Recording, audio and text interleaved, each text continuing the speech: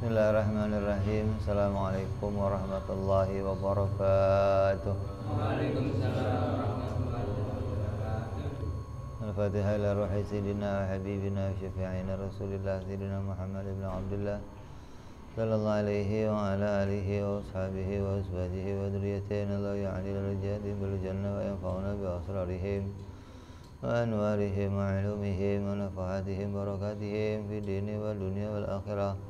جعلنا من حزبهم يرزقنا محبتهم ويتوفنا على ملتهم ويحشرنا في زمرتهم بالعافية والسلامة ثم الفاتحة صاحب الكتاب يا سيد بن كعلمي ثم إلى حضرة الوالد الحبيب عبد الله بن محسن العطاس نفعنا الله بهم وبعلومهم في الدارين لهم الفاتحة. أعوذ بالله من الشيطان الرجيم. بسم الله الرحمن الرحيم. الحمد لله رب العالمين الرحمن الرحيم مالك يوم الدين إياك نعبد وإياك نستعين اهدنا الصراط المستقيم صراط الذين أنعمت عليهم غير المغضوب عليهم ولا الضالين آمين. بسم الله الرحمن الرحيم. نويت تعلما وتعليما وتذكرا وتذكيرا والنفع والانتفاع والإفادة والاستفادة والإثاء على التمسك بكتاب الله وسنة رسول الله صلى الله عليه وسلم ودعاء إلى الهدى ودلالة على الخير ابتغاء مرضاته وقربه وثوابه وحسن الخاتمة مع اللطف والعافية وصلاح العاقبة.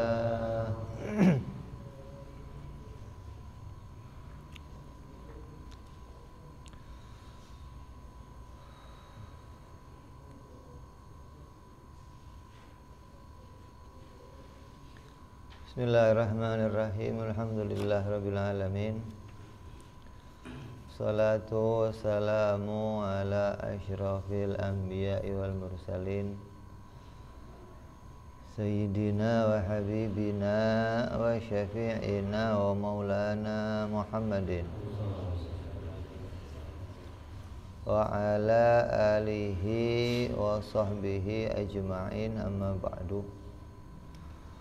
Qala musanniful kitab rahimahullah wa nafa'ana bihi wa bi'ulumihi fid darain. Allahumma aftah qulubana futuhal arifin wa bihikmatika wansur alaina birahmatika ya arhamar rahimin. Ila anqal. Sampai sifat iradah. Wajib Allah bersifat iradah. Pengertiannya wajib Allah berkehendak.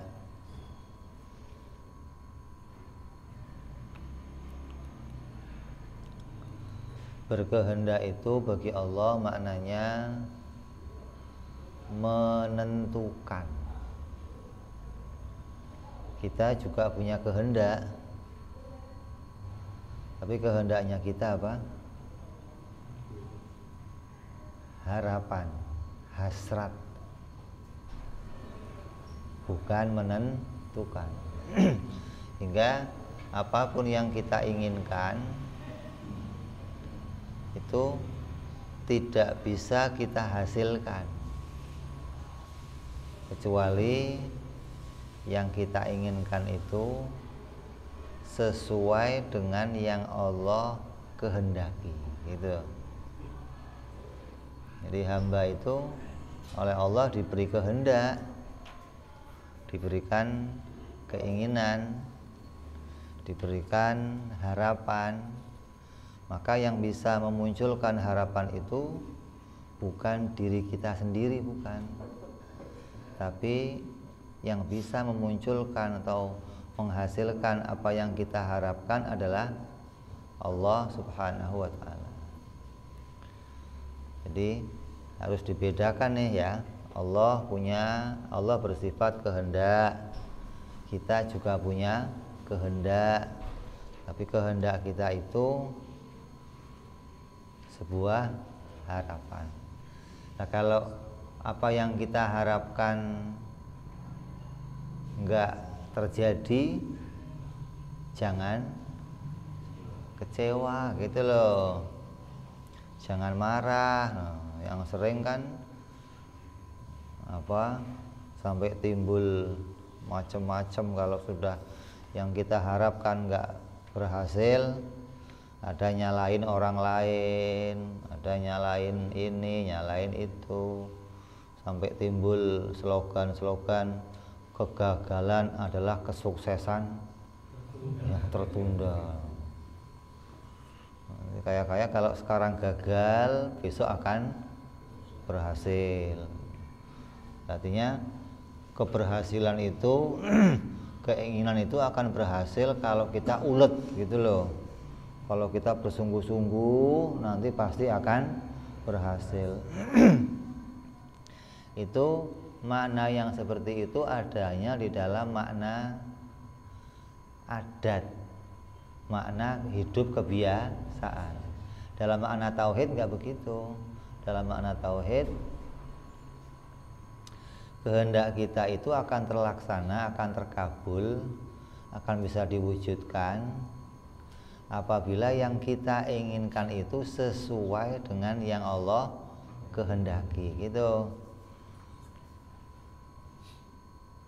Terima kasih. Kalau yang Allah kehendaki cocok sama dengan yang kita kehendaki, ya pasti kehendak kita terjadi gitu loh. Terjadinya bukan karena keinginan kita, tapi adanya kehendaknya Allah Subhanahu wa ta'ala. Terus kehendaknya Allah itu adalah kehendak yang tidak dengan mikir-mikir. Allah itu kalau menghendaki sesuatu nggak pakai mikir-mikir. Mikir-mikir itu gimana sih? Hah? Mikir-mikir itu maksudnya? Hah? Perkiraan. Kalau keinginan pakai perkiraan. Kayak anak deh, anak itu punya cita-cita lah. Setiap manusia sejak kecil oleh orang tuanya, anak itu disuruh milih cita-citanya. Mau jadi apa nih gedenya nanti? Ada yang mau jadi ini. Dulu kata orang tua, kamu dulu waktu mau kecil pengen jadi robot. Jadi robot, gimana mau jadi robot coba? Lah, keinginan itu kalau pada kita hasil kita pikir. Apa yang jadi landasan pemikirannya apa? Keuntungan. Apalagi?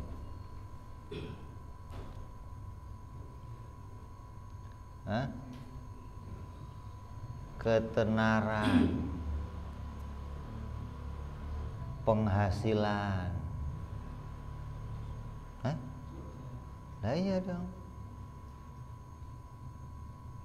Penghormatan. Saya pengen jadi Pak Lurah. Biar apa?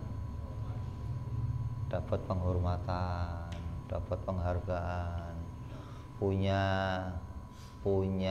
prestis, punya harga diri di hadapan masyarakat. Kalau muncul orang pada Pak Lurah, ini keinginan itu pada kita berdasarkan sesuatu yang kita pikirkan tuh. Lah, dasar pemikirannya macam-macam. Ada yang cari keuntungan. Ada orang pengen jual bakso, kenapa? Oh ini kalau jual bakso sekarang lagi musimnya kuliner nih, bisa ngeruk banyak duit nih. Oh saya pengennya jadi penyanyi, oh saya pengennya jadi, ini keinginan semua tuh. Tapi semua keinginan itu didasari oleh sesuatu yang mana keinginan itu akan kita capai dan nanti hasil itu yang kita harapkan bisa kita nikmati gitu loh. Itu keinginan yang hasilnya mikir. Terus keinginan yang mikir-mikir itu gimana? Keinginan yang mikir-mikir itu atas pertolongannya orang lain. Siapa nih yang bisa bantuin saya untuk mewujudkan keinginan saya? Oh, kalau saya pengen jadinya insinyur, caranya gimana? Ya sekolahnya di tempat insinyur, tempat universitas yang berkaitan sama, biasanya apa itu? Teknik ya. Nanti kalau sekolah teknik jadinya insinyur. Kalau pengennya jadinya pengacara, artinya mencari jalan sesuatu yang bisa membantu mewujudkan keinginan saya. Jalannya mana nih? Sambil dipikir-pikir tuh, oh kalau saya pengen ini berarti jalannya begini. Nah, keinginan yang demikian namanya keinginan yang punya ghorot. Ghorot itu keinginan yang akan mengambil keuntungan dari orang lain untuk membantu saya mewujudkan keinginan saya, untuk mewujudkan agar keinginan saya bisa berhasil. Lah yang demikian enggak bagi Allah. Allah itu kalau punya pingin, ya idza arada syai'an yaqul lahu ya jadi aja. Enggak pakai ditimbang-timbang, enggak pakai mikir-mikir yang mau nolongin siapa, yang mau bantuin siapa, hasilnya akan apa. Ini kehendak Allah enggak demikian. Jadi Allah itu harus kita imani bahwa segala yang Allah kehendaki itu semuanya sesuai dengan ilmunya Allah.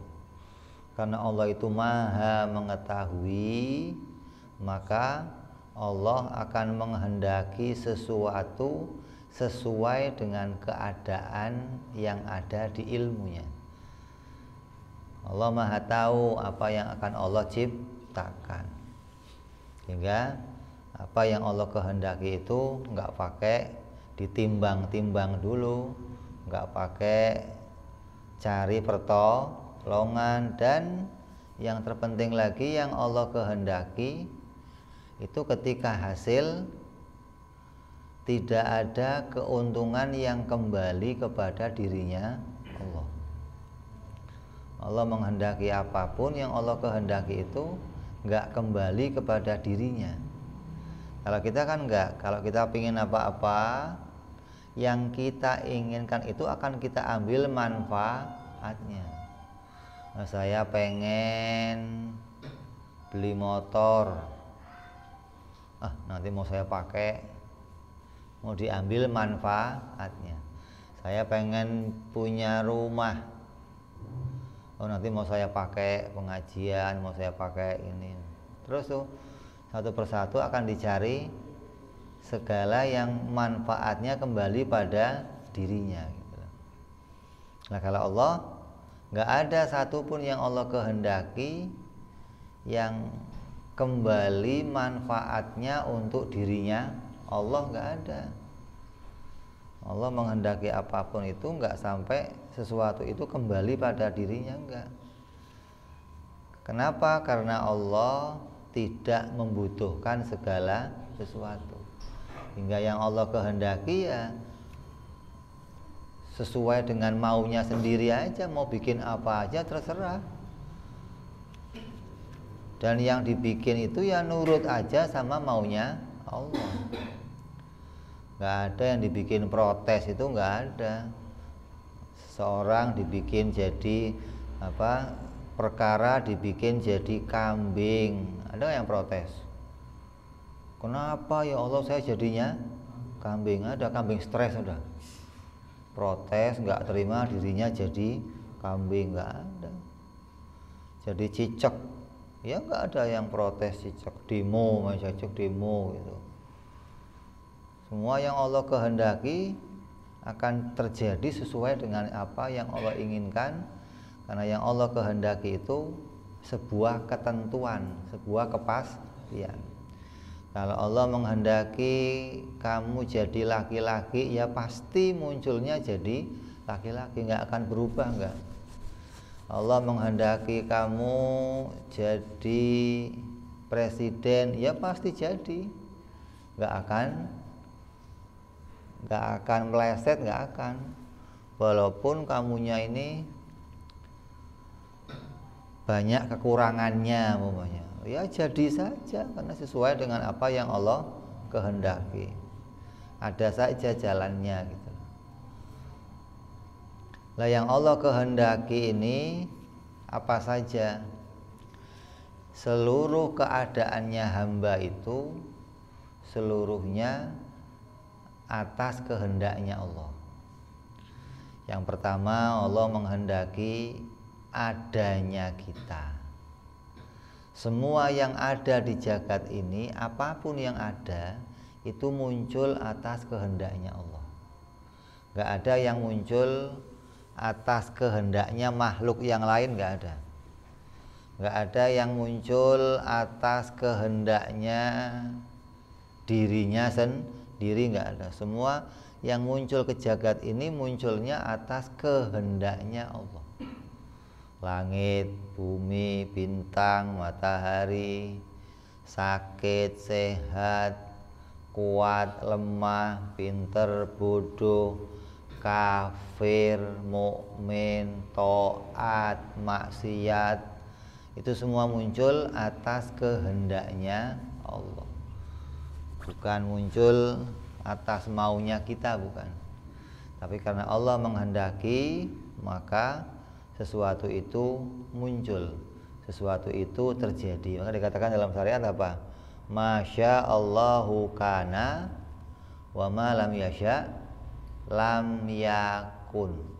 Masya Allahu, apa-apa yang Allah kehendaki kana akan terjadi. Dan apa yang enggak wujud berarti tidak Allah kehendaki. Nah, kalau ada orang ngomong begini nih, saya sih bisa aja kalau pengen punya motor 3, 4 bisa, cuma saya aja nggak mau. Itu bohong. Saya mah bisa aja kalau pengen kawin lagi, bini 2, 3 bisa aja, masanya aja nggak mau. Saya ini bisa aja kalau mau umroh tiap bulan juga bisa, cuma saya aja nggak. Itu bohong. Itu angan-angannya dia. Kenapa? Karena yang terjadi harus atas kehendaknya Allah. Walaupun kamu duitnya banyak, duitnya seabrek-abrek, kalau Allah nggak menghendaki sesuatu ya nggak akan terjadi. Ada aja penghalangnya. Hingga orang yang ngomong demikian, kalau ngomongnya di hadapan kamu yang kenal sifat iradahnya Allah, kamu akan katakan pembohong. Ini orang-orang yang membual, yang mengatakan bahwa sesuatu itu bisa terjadi atas kehendaknya sendiri. Ketika kok apa yang diucapkannya kok terjadi beneran, maka harus kamu yakini bahwa yang terjadi itu cocok sesuai dengan kehendaknya Allah, gitu. Jadi jangan kamu dikalahkan sama kehendaknya orang. Wah, kan ini karena usaha saya yang ulet. Karena uletnya usaha saya, maka saya berhasil mewujudkan segala apa yang saya impikan. Enggak. Apa yang wujud di hadapan kamu itu munculnya atas kehendaknya Allah.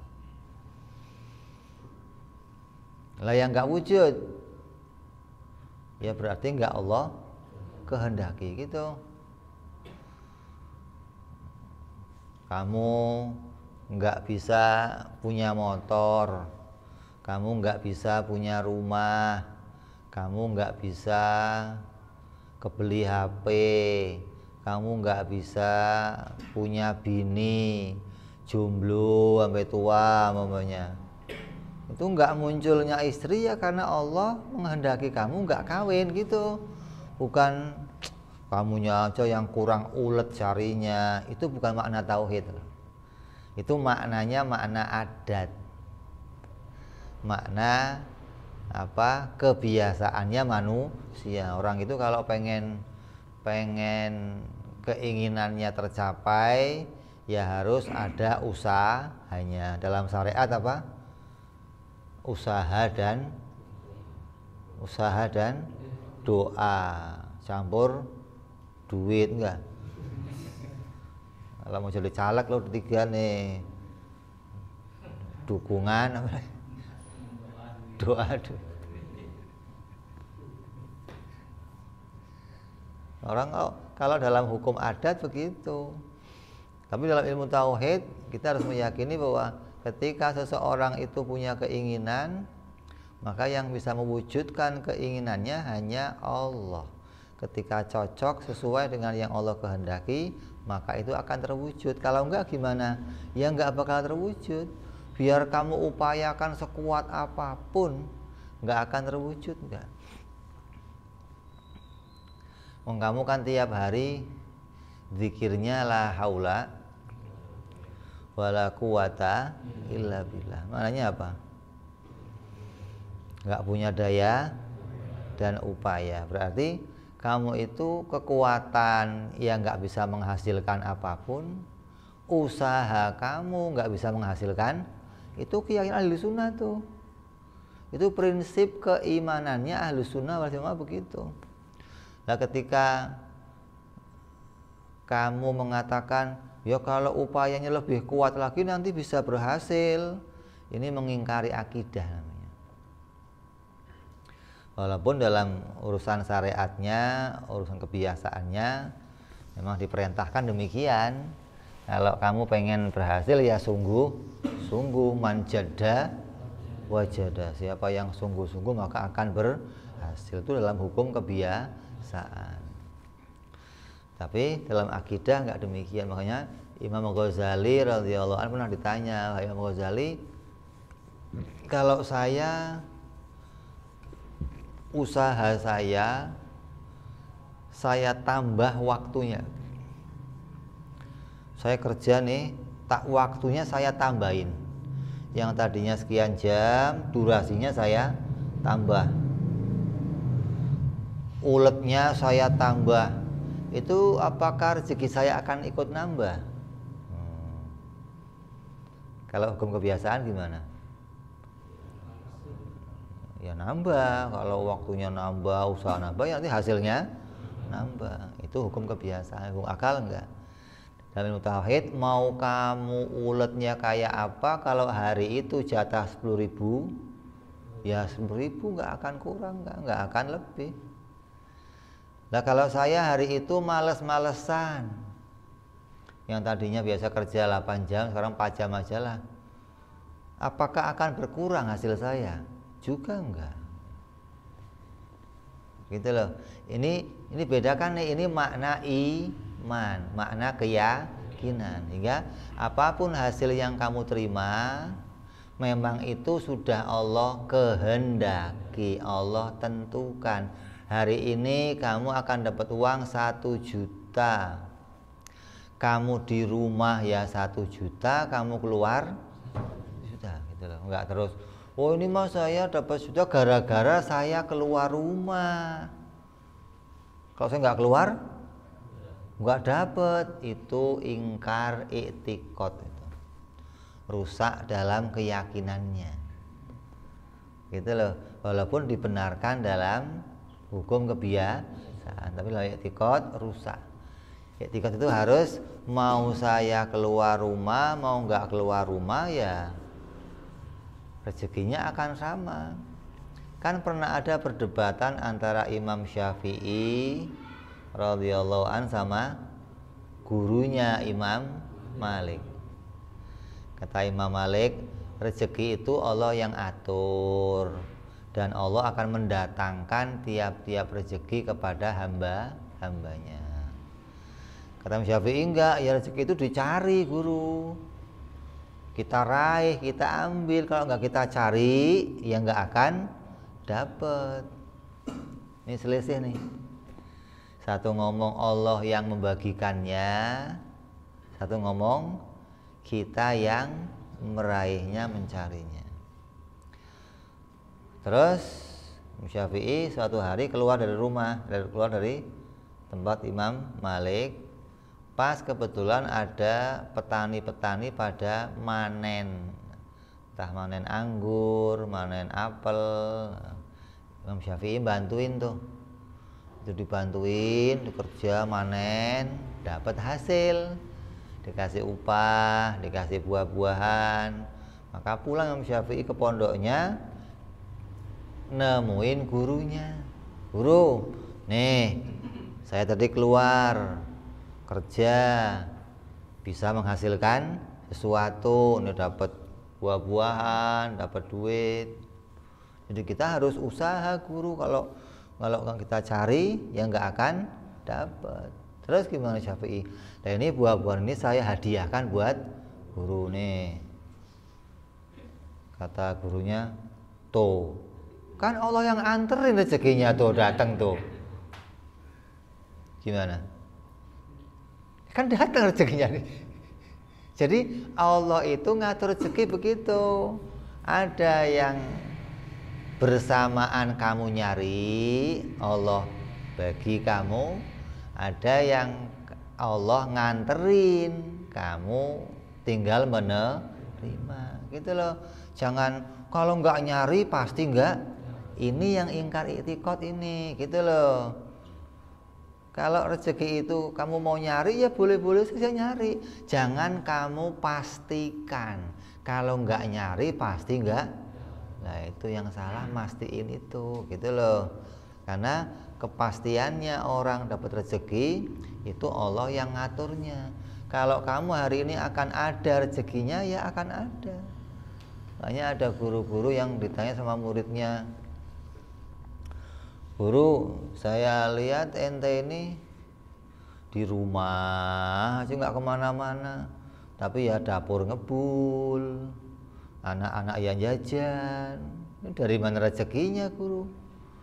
Caranya kamu cari rezeki gimana? Kata gurunya, ya saya ini kalau saya tahu rezeki saya itu ada di mana, pasti saya samperin loh. Oh hari ini rezeki kamu di rumahnya si fulan, ya saya samperin, saya ambil, wong jatah saya di situ. Lah karena saya nggak tahu, gimana? Lah saya nungguin aja di sini katanya. Karena kalaupun saya nggak tahu rezeki di mana, tapi rezeki saya tahu saya di mana, gitu loh. Jangan khawatir, jangan kamunya nggak tahu nih jatah kamu di mana, tapi rezeki kamu tahu kamu ada di mana. Kalau kamu nggak ke sono, ya dia. Lah kadang kitanya yang nggak tahan, tungguin seharian nggak datang, terpaksa keluar, cari sono, cari sini, cari yang halal nggak dapet, haram nggak apa-apa dah, gua mbak juga lah daripada nggak dapet. Nah, ini begini. Padahal udah ada jatahnya dari Allah. Gitu. Jadi apapun yang ada di dunia ini semuanya atas kehendaknya Allah. Apapun yang ada di rumah kamu, yang ada di dalam baju kamu, yang ada kamu pakai, yang ada di tangannya orang, semua yang muncul adanya itu atas kehendaknya Allah. Yang tidak ada berarti tidak dikehendaki oleh Allah. Terus Allah menghendaki pula apa? Sifat-sifatnya. Ada yang sifatnya orang itu, ada yang kulitnya putih, ada yang kulitnya hitam, ada yang kulitnya kuning. Ini juga atas kehendaknya Allah.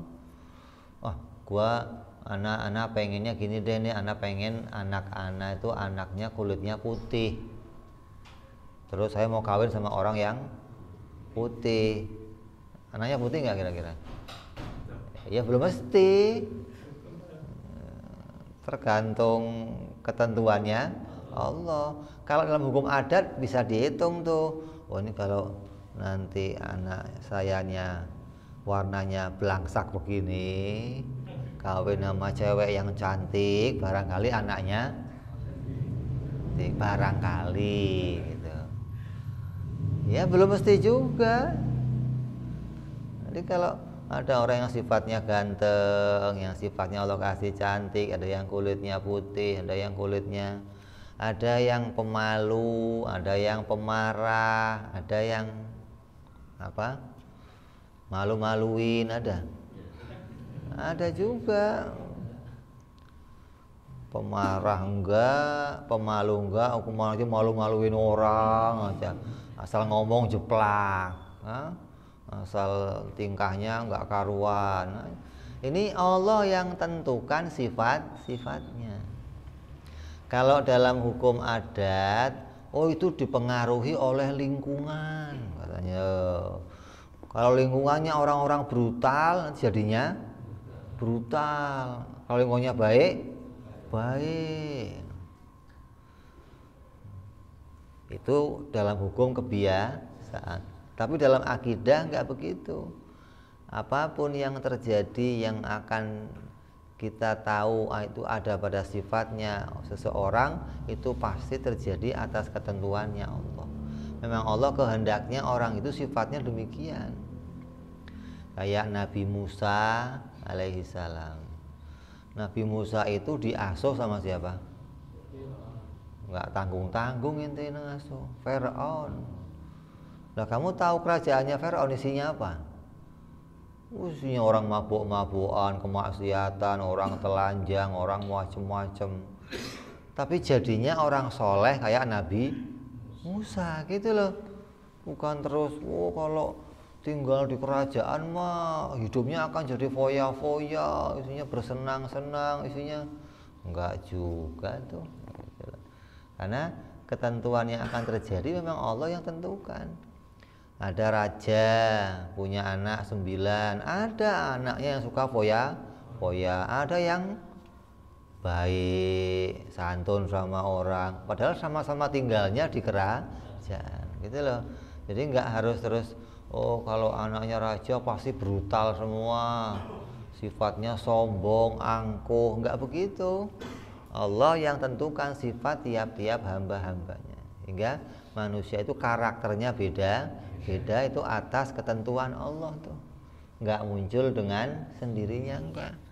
Ya kamu aja lah, kamu kalau punya anak 5 sifatnya beda. Ada anak kamu yang cuman kamu pelototin nih nangis, ada anak kamu yang dipelototin ngelawan, pelotot lagi, apa pak? Ada begitu? Ada. Kalau kamu punya anak banyak, kamu akan tahu nanti. Ada anak yang kalau belum dipak,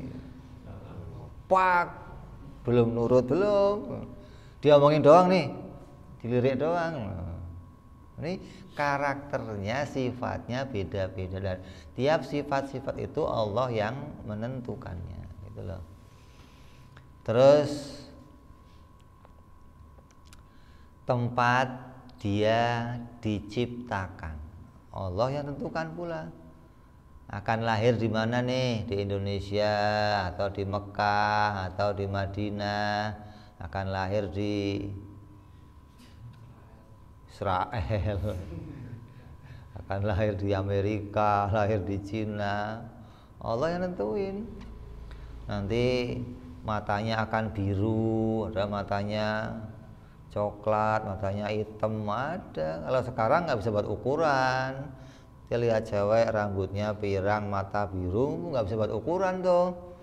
Oh ini asli enggak, mata soplen, rambut di apa? Cat. Oh, sekarang mah udah. Ada yang lahirnya di desa, ada yang lahirnya di kota. Ini Allah tentukan semuanya tuh. Tempat lahirnya Allah pula yang menentukannya. Terus waktu lahirnya, kapan akan lahirnya? Oh lahirnya zaman Nabi Adam, oh lahirnya zaman Nabi Musa, oh lahirnya zaman Nabi Muhammad, oh lahirnya zamannya Pak Harto, oh lahirnya zamannya Jokowi. Ini Allah yang menentukan waktu akan lahirnya. Jadi kalau kamu nanya, kenapa ya kok saya lahirnya sekarang ya? Karena itu ketentuan Allah. Ada orang begini, ya karena bapak kamu telat kawinnya, telat kawin. Karena telat kawin, kamunya telat lahir. Coba bapak kawin dari dulu, kamu lahirnya. Nah ini yang begini nih. Itu hukum kebiasaannya begitu, tapi akidah nggak boleh begitu. Akidah harus, oh saya lahirnya sekarang karena Allah tentukannya sekarang. Begitupun nanti kamu akan matinya kapan? Akan matinya di mana? Allah pula yang menentukannya. Oh, akan matinya umur sekian, akan matinya apa? Di tempatnya di Indonesia, tempatnya di sono, tempatnya di sini. Allah pula yang menentukan tuh. Nah, ada orang yang kadang keyakinannya rusak karena terikat sama hukum kebiasaan. Ketika ada orang yang bunuh diri, terus dia ngomong kalau dia nggak bunuh diri pasti akan panjang. Ada nggak begitu? Ada? Nggak bisa. Dalam hukum kebiasaan mungkin begitu, tapi dalam akidah nggak begitu. Memang ketentuannya Allah, dia matinya bunuh diri, gitu loh. Itu imannya harus begitu tuh. Jangan sampai iman kamu dirusak sama kebiasaan kehidupan kamu. Jadi hidup sehari-hari hingga merusak nilai akidah, bahaya nih. Jadi kebiasaan sehari-hari jangan sampai menggeser nilai akidah yang seharusnya kita tanamkan, gitu loh. Jadi harus akidah itu kokoh, akidah itu kuat hingga nggak tergeser dengan kebiasaan apapun yang terjadi. Kalau saya minum obat, saya akan panjang umur. Kalau nggak minum obat, mati. Ada begitu. Maka ketika dia kok sampai panjang umur, dia ngomong ini gara-gara saya minum obat. Saya minum vitamin, saya jaga vitalita, saya olahraga, maka saya panjang. Nanti jadinya bisa-bisa kayak Korun. Kamu tahu Korun? Kenal nggak? Kenal nggak? Dia mah taunya harta korun doang, harta karun taunya. Kalau korunnya mah nggak tahu. Kalau harta karun nanti kenal tuh. Korun itu disebutnya dalam Al-Quran ketika ditanya, Korun, kamu itu jadi orang kaya, punya harta banyak, dari mana? Ya hasil usaha saya. Karena saya usaha, saya kerja keras, maka saya menghasilkan banyak harta. Dia nggak meyakini itu dari Allah Subhanahu wa Ta'ala. Makanya ketika suruh bayar zakat, ngapain saya bayar zakat? Duit-duit saya sendiri, saya yang nyari sendiri, ngapain pakai bayar zakat? Makanya kalau kamu mau lupa diri, ingat Korun tuh. Oh, jangan sampai saya kayak Qaurun itu tercatat dalam Al-Quran itu untuk pengingat sepanjang masa gitu loh, bagi orang-orang yang lupa pada kehendaknya Allah. Allah ingatkan tuh. Terus urusan iman, urusan ketaatan juga demikian. Nggak ada jaminan kalau kamu itu anaknya kiai pasti jadi kiai, nggak ada jaminan. Anaknya nabi pasti selamat, nggak ada jaminan. Di Quran Allah abadikan siapa? Anaknya Nabi Nuh, Kan'an. Itu untuk pengingat tuh, agar apa? Kita berkaitan sama syariat dan akidah. Syariatnya ya kita ngajarin, akidahnya kita tahu terjadinya hasil, taatnya, maksiatnya itu atas ketentuan Allah gitu. Terus yang Allah kehendaki lagi apa? Ukurannya. Allah menjadikan matahari ukurannya segede itu Allah kehendaknya Allah. Allah jadikan ukurannya bumi. Allah jadikan ukurannya manusia. Manusia zaman Nabi Adam ukurannya berapa? 30 meter. 60 hasta itu 30 meter. Kan satu hasta berapa? Setengah meter. Berarti kalau 60 hasta berarti 30 meter. 30 meter tuh dari sini sampai mana tuh? Kalau masuk ke masjid ini gimana? Selonjor dia paling, kakinya doang selonjor dari sana mau kemari itu. Nah, ukuran yang Allah jadikan gede, ada yang kecil. Ini Allah mampu menjadikan ukuran itu sampai ukuran yang enggak terbatas gitu. Jangan, oh Allah sanggupnya bikin manusia cuma sekian doang nih ukurannya. Enggak. Allah sanggup bikin ukuran sesuatu itu tanpa ada batasnya. Gedenya enggak pakai terbatas. Allah bisa bikinnya. Kayak kamu lihat langit deh. Mana batasnya? Ada. Allah bisa bikinnya begitu. Yang enggak ada, jangan dianggap Allah mah bisanya bikin cuma segini doang. Enggak. Orang dibikin kaya sampai kayanya super kaya, bisa dibikin sama Allah. Allah bikin hamba yang cantiknya super cantik sampai kamu asal ngelihat ngiler.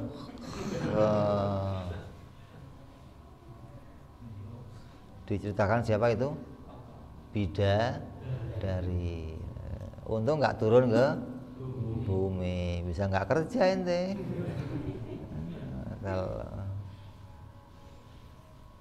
Allah bikin ukuran manusia, Allah bikin ukuran makhluk sampai yang kecil sampai yang mata aja nggak bisa. Ada apa? Corona itu kecil sampai mata nggak bisa. Bisa Allah bikinnya, itu atas kehendaknya Allah gitu loh. Jadi ukuran tiap hamba-hambanya itu Allah yang menentukan. Jangan terus protes, kenapa gua dibikinnya gendut banget begini gitu. Ada yang kurus pengennya gendut, yang gendut pengen kurus. Ada sampai main barbel, ada push up, ada yang pendek pingin tinggi, ada tuh yang begitu. Maka apapun usaha kamu, kembali keinginan kamu tetap ada, tapi hasilnya itu sesuai dengan kehendaknya Allah gitu loh. Jangan terus menyalahkan yang lain. Gua mau udah minum obat, udah olahraga, udah diet, udah nggak ada gunanya semua. Emang nggak ada gunanya semua itu. Itu semua kamu kerjakan hanya untuk bombong-bombongin hati aja. Hasilnya akan sesuai dengan kehendaknya Allah. Nah, kalau kamu lepas dari akidah ini, nanti akan jadinya apa? Bisa menyalahkan sesuatu. Obat dokter disalahin, ini obatnya obat nggak manjur, dokter abal-abal, macam-macam tuh. Gara-gara nggak sampai pada meyakini yang terjadi itu pasti cocok dengan kehendaknya Allah. Jadi usahanya kita itu, ketika kita usaha itu terjadinya usaha atas perintahnya Allah. Kamu suruh usaha ini, suruh usaha itu, suruh usaha. Nah, ketika itu usahanya hasil, berarti yang kamu usahakan cocok sama kehendaknya. Kalau nggak hasil gimana? Kalau nggak hasil gimana? Hah? Nggak dikehendaki. Lah sikapnya gimana? Ya sabar, gitu loh. Jadi kalau hasil syukur, ini ada nilainya semuanya, gitu loh. Kenapa sih kok yang saya inginkan nggak terwujud? Berarti Allah meletakkan nilai sabar. Kamu pengen nggak punya istri cantik, kaya, solehah, anak sultan? Pengen nggak? Hah? Kaya, cantik, solehah, anaknya sultan, pengen? Gue juga pengen kalau ada lagi gitu.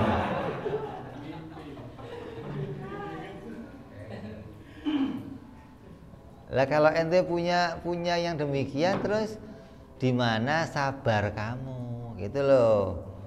Karena sabar itu diantara nilai seseorang itu diangkat derajatnya oleh Allah. Di antara nabi-nabi itu yang pangkatnya paling tinggi siapa? Ulul azmi. Apa itu? Yang paling sabar. Berarti sabar itu menaikkan derajatnya seorang hamba. Makanya kadang kamu dapat bini udah jelek, cerewet, ngileran, hah? Terus gimana? Ya sabar, gitu loh. Hah? Sabar baik. Begitupun istri, gitu loh. Istri kok dapat suami kayak kamu nih, ya suruh sabarnya minta ampun, ya Allah. Sabar ya Allah, gitu loh. Udah jelek, penghasilan pas-pasan, gitu. Permintaannya banyak, rewel, kalau makan nggak ada ininya ya, nggak ada ininya ya, macam-macam. Jadi nilai sabar itu menaikkan. Jadi kalau semua keinginan kamu itu diijabah oleh Allah di dunia, nanti nggak ada nilai sabar yang bisa diperoleh, gitu loh. Ada saatnya nanti di mana keinginan kamu akan diijabah oleh Allah. Di mana? Di surga nanti. Kamu pengen apa aja diijabah di sana. Karena di sana sudah nggak ada nilai sabar.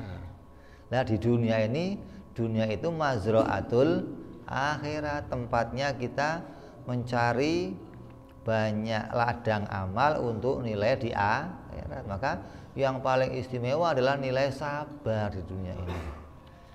Orang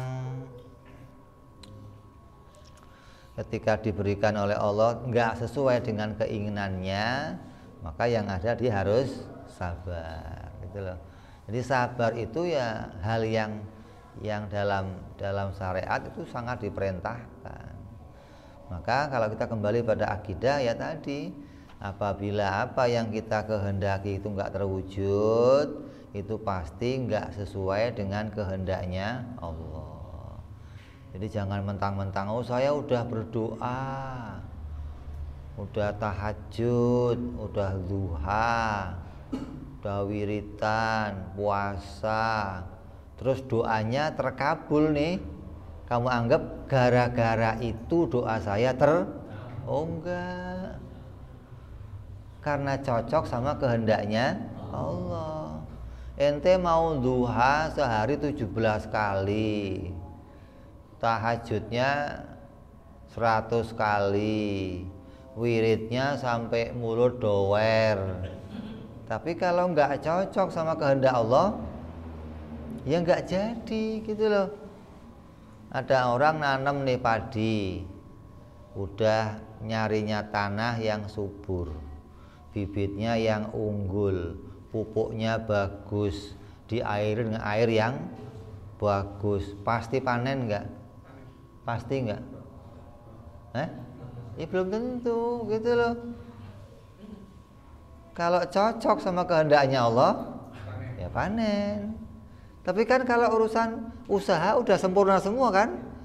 Oh tanahnya subur, bibitnya unggul, pupuknya bagus, pengairannya, begitu mau panen, orang datang. Mau panen hama datang, tikus datang, gagal panen. Begitu mau panen hujan, banjir. Ini sesuatu yang memang Allah kehendaki gitu loh. Jangan terus marah-marah, kenapa kok begini, kenapa? Pasti ada hikmahnya gitu loh. Tiap yang Allah kehendaki itu pasti mengandung nilai hikmah. Kalau itu pahit berarti ada nilai saya suruh sabar. Kok nilainya manis berarti saya suruh syukur. Kok nilainya maksiat saya suruh tobat. Kok nilainya taat ya suruh istiqomah gitu loh. Lanjutkan, teruskan gitu. Jadi apapun yang diberikan oleh Allah itu harus bisa kita pahami, pasti di dalamnya ada nilai hikmahnya. Karena Allah menghendaki sesuatu itu enggak ada yang sia-sia. Allah menghendaki apapun enggak ada yang main-main, enggak ada. Pasti kehendaknya Allah mengandung nilai hikmah. Ini yang harus kita sadari, harus kita imani. Kalau kita nggak bisa mikir demikian, nanti hidup kita isinya kecewa terus. Ada nggak orang gara-gara nasib bunuh diri? Ada. Ada nggak orang gara-gara nasib masuk agama lain? Kenapa? Ya kecewa karena menganggap nggak akan ada solusi lagi nih. Allah nggak akan nolongin saya nih. Putus asa sama rahmatnya Allah. Hati-hati nih. Maka orang-orang yang nggak punya akidah demikianlah yang gampang imannya gonjang. Kadang putus di jalan imannya, kadang imannya hilang, kadang imannya luntur. Ini yang harus kita ingat tuh. Maka kalau kita bisa mengokohkan akidah kita, menguatkan akidah kita, harapannya iman kita akan terus terjaga sampai akhir hayat, sampai kita bisa mati dalam keadaan husnul khotimah, mati bawa iman, mati bawa Islam, selamat dunia sampai di akhirat. Itu harapannya begitu. Jadi kokohkan keimanan gitu. Wajib Allah bersifat apa? Berkehendak. Dan kehendaknya Allah adalah ketentuan, kepastian. Kalau kehendak kita harapan, tergantung sesuai enggak sama kehendaknya Allah. Lawannya mustahil, Allah itu terpaksa. Mustahil Allah kalau bikin sesuatu itu terpaksa. Terpaksa itu maknanya apa? Atas kemauan, bukan atas maunya. Mustahil tuh. Allah bikin apapun juga pasti atas maunya sendiri. Nggak mungkin Allah bikinnya otomatis jadi sendiri, enggak. Kalau otomatis jadi berarti nggak sengaja. Allah kok bikin sesuatu nggak ada. Sering nggak kamu ngerjain sesuatu tapi nggak sengaja? Sering nggak? Sering nggak? Apa? Gelas pecah nggak sengaja, itu kan? Ketemu bini nggak sengaja. Wah, pas main ke sono ketemu cewek ini kawin, nggak sengaja sih. Mana ada nggak sengaja begitu. Bikin anak nggak sengaja, ada. Tahu-tahu jadi aja. Yang sengaja malah nggak jadi. Yang nggak sengaja jadi. Nah kalau Allah kok bikin sesuatu nggak sengaja, itu nggak mungkin. Berarti bukan maunya sendiri, gitu loh. Baik itu dipaksa orang lain atau nggak sengaja, nggak. Semua yang Allah bikin itu dengan kesengajaan, atas kehendaknya, atas kemauannya. Dan semua yang dibikin Allah itu sesuai dengan pengetahuannya, sesuai ilmunya. Allah tahu akan bikin ini, Allah tahu akan bikin ini, Allah tahu akan bikin ini. Menunjukkan Allah Maha tahu. Dari itu Allah Maha menghendaki apapun yang akan diciptakannya. Jadi jangan sampai kita menyangka, nih kenapa kok saya dibikin begini sama Allah, ini apa nggak sengaja Allah bikinnya, apa sengaja? Nggak ada. Harus diyakini Allah senantiasa menghendaki sesuatu pada hamba-hambanya. Ini yang wajib kita imani dari sifatnya Allah wajib berkehendak. Nah, insya Allah kita akan kaji lagi ke depan sifat Allah berikutnya, yaitu wajibnya Allah bersifat ilmu. Allah wajib mengetahui segala sesuatu yang akan diciptakannya ataupun segala yang ada pada dirinya Allah sendiri. Allah Maha mengetahui segala sesuatu. Kita akan bahas yang akan datang insya Allah. Wallahu a'lam bishawab. Ila hadratin Nabi. Al-Fatihah. A'udzu billahi minasyaitonir rajim. Bismillahirrahmanirrahim. Alhamdulillahirabbil alamin arrahmanir rahim maliki yaumiddin. Iyyaka na'budu wa iyyaka nasta'in. Ihdinas siratal mustaqim. Anta alaihim ghairil maghdubi alaihim waladdallin.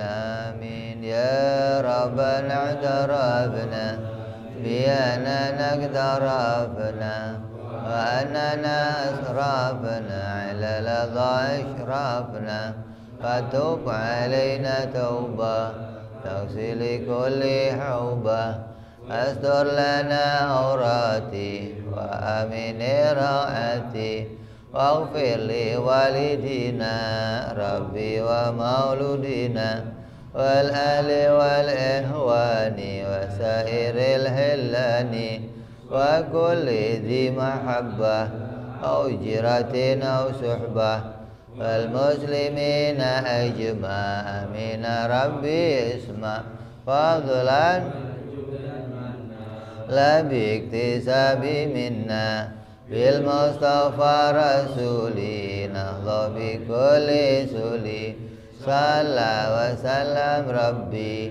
alaihi andal habbi wa alihi wa sahbi idada tahsi suhbi walhamdulillahi badi wa tanahi subhana rabbika rabbil izzati ma yasifun wa salamun al mursalin alhamdulillahi rabbil alamin. Assalamualaikum warahmatullahi wabarakatuh.